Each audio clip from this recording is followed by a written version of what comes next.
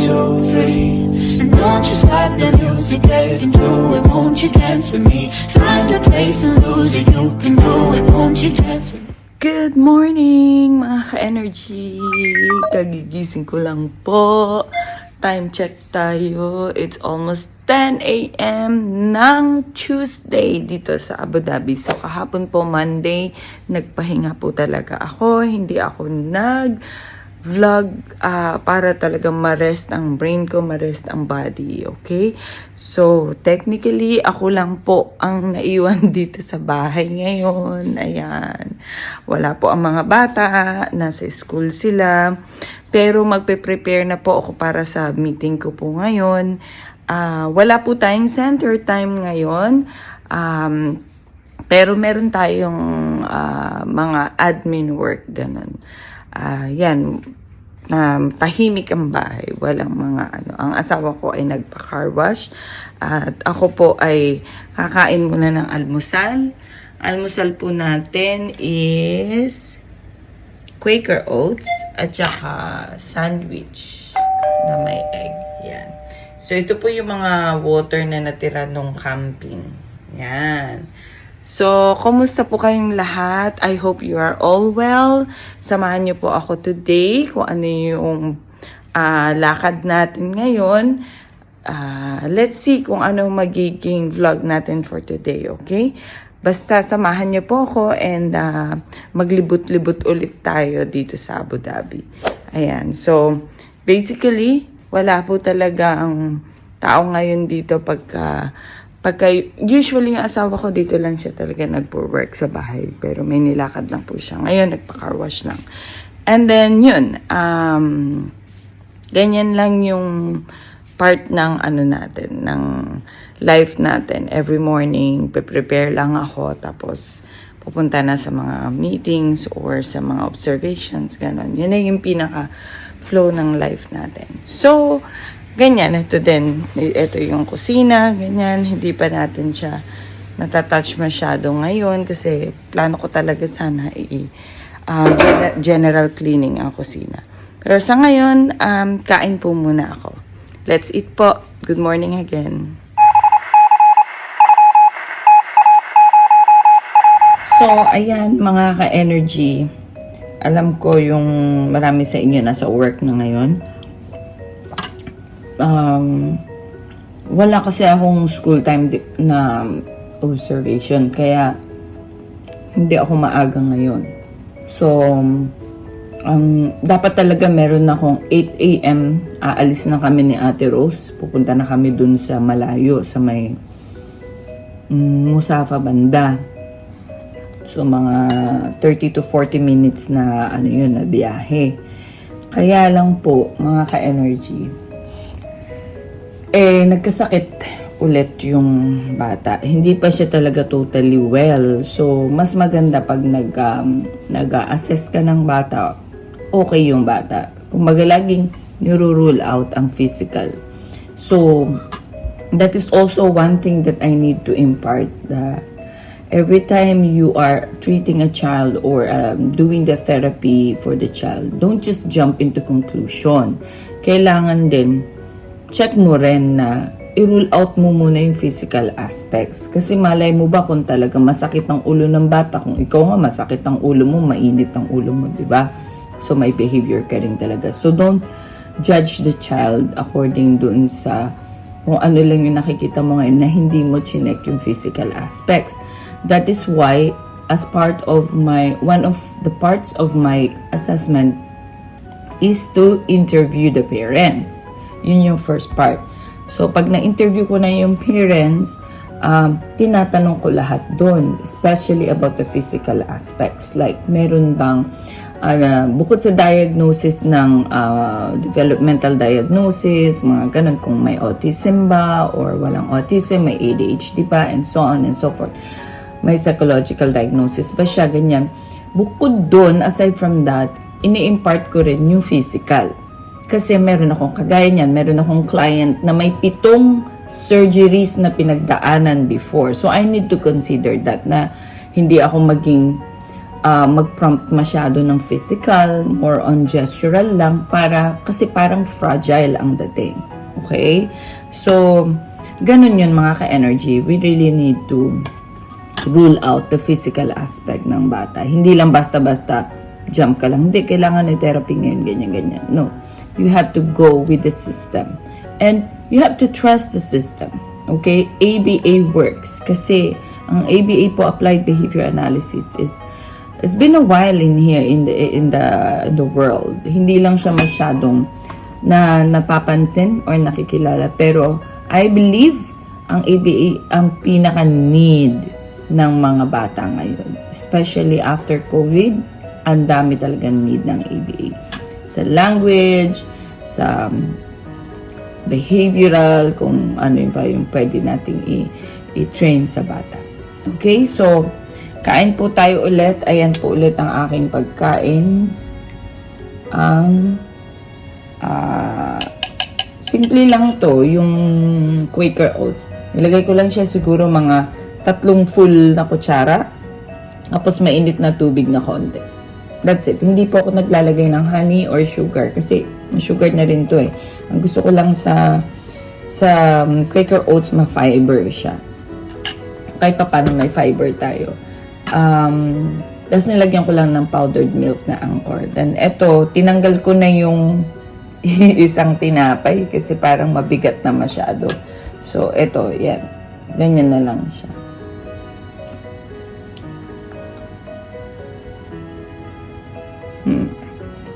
Sarap.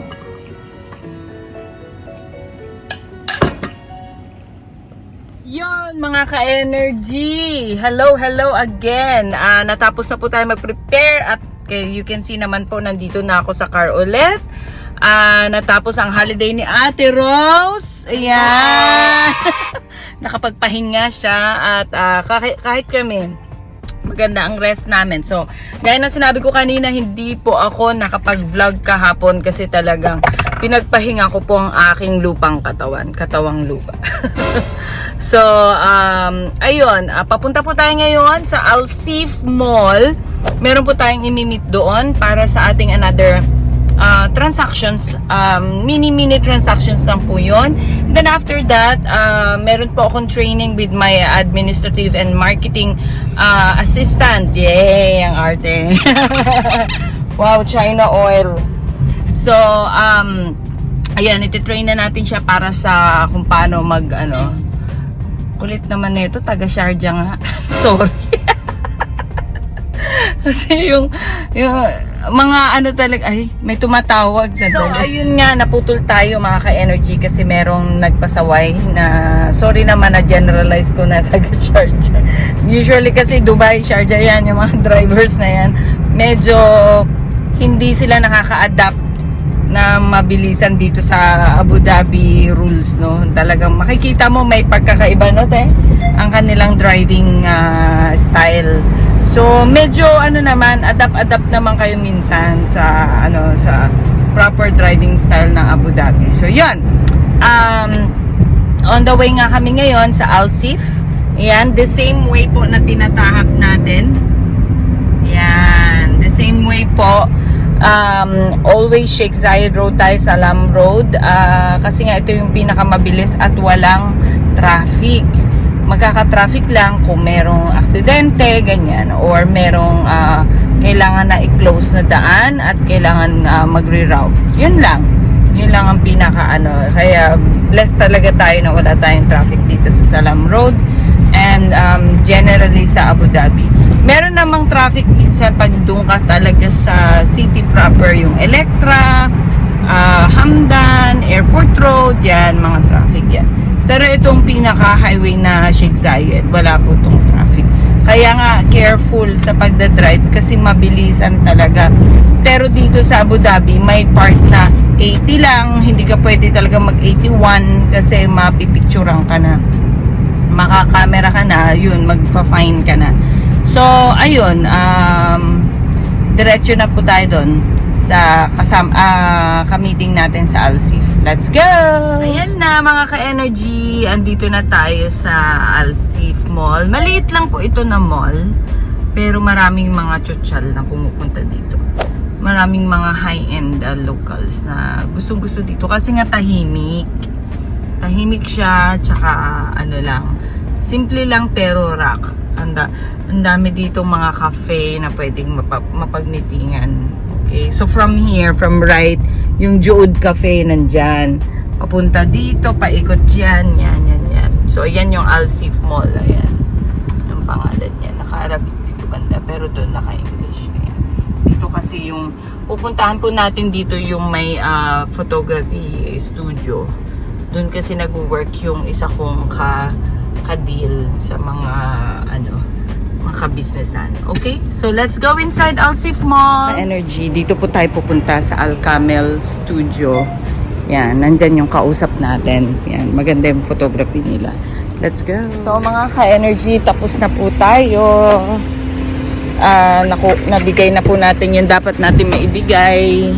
And ayan, diretso na po tayo sa training natin with our admin and marketing assistants. So let's go. Daan to Tirosa. Saan to? Babalik tayo. Babalik na. Balik lang dito. Okay. So Salam Road pa rin tayo. Opo.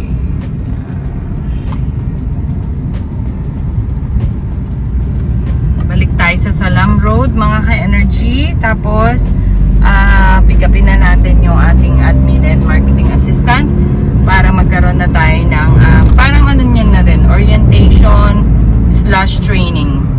So, first day of work niya kasi ngayon.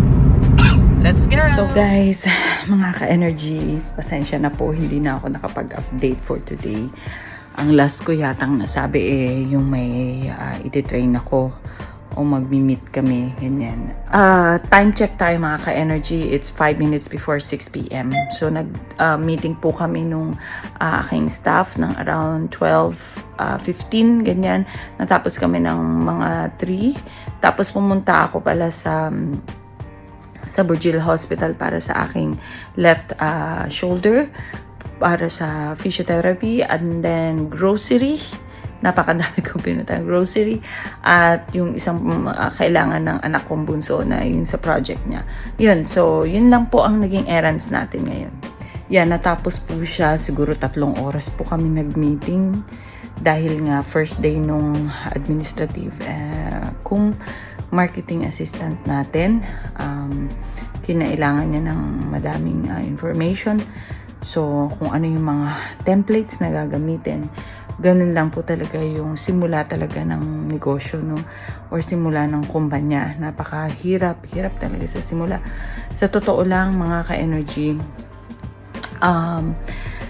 ang dami kong pinagdaanan or ang dami namin pinagdaanan before na-formulate itong kumpanya ng educational consultancy. Pero yung kaninang training po natin is para sa ating events. Okay? So magkakaroon po tayo ng events at ang pangalan po ng events natin is GEMZ. JEMZ or JEMZ or Z na event management and rentals. So, yun po yung tinitrain natin dun sa tao natin na yun. Sooner or later, hopefully, may stabilize na rin natin yung ating e-commerce at pwede na rin po kayong mag-order online ng kung ano man yung pwede nating i-plug doon sa e-commerce natin. Okay? So, itong 3 kumpanya na to ay salamat sa Diyos ay paiikutin po natin hanggat sa lumago dito sa Abu Dhabi. Dahil ako po ay malaki ang belief ko po sa purpose mo sa life through God, no? So kung anong binigay ni Lord sa iyo, palaguin mo 'yun. Hindi ibig sabihin na yung ibang tao wow, ang yaman-yaman na, hindi ibig sabihin isang iglap lang, no? Dadaan talaga sa mga challenges, dadaan sa hirap. Kaya what I could really suggest is for us to hold on to God's promises. Kung ano yung pinaniniwalaan mo, yun ka. So every day, lagi mo sasabihin sa sarili mo, you're stronger than before, and you are wiser than the day before, okay? Sa akin kasi, ako ang paniniwala ko, everyday meron tayong strength na galing sa Panginoon kung maniniwala ka sa Diyos. So, yun lang po mga ka-energy. Hindi ko na po patatagalin to, and let's see tomorrow kung ano po yung pagsasaluhan natin. And I know naman, meron akong medyo nabigay na tips about ADA, tungkol dun sa assessment na ruling out of the yung physical aspect ng bata. Yun ay napaka-importante po. So, wag niyo pong kalimutan to like, subscribe, and hit the notification bell para sa mga susunod nating mga videos. Thank you so much po sa pag-antabay sa amin. Salamat sa inyong suporta. God bless you all. Bye!